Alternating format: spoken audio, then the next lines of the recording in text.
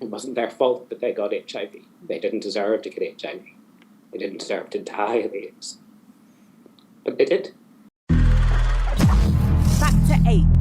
Exposing the contaminated blood scandal. Some of my older men who aren't with us now would have told me as a junior doctor, and would told me stories of all of these amazing people and what they watched them die, and what they died of. But I think my older men were very clever, because they knew I wouldn't forget.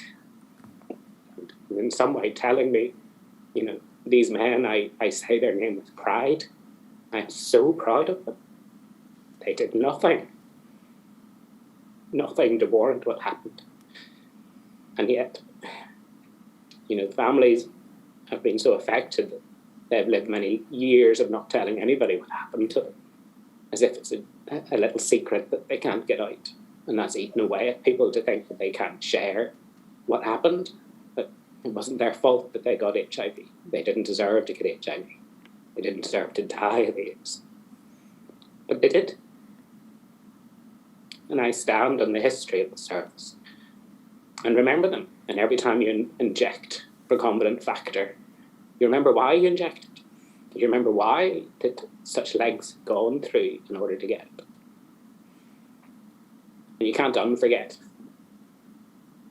And I'm glad that I can't forget. Every time there's an empty seat in the waiting room, I think that could have been him, and I could have had an opportunity to look after, but I didn't.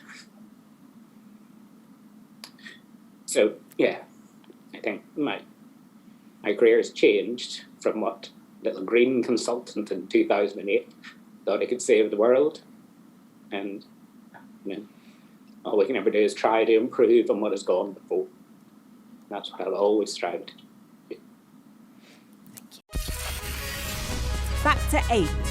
Exposing the contaminated blood scandal.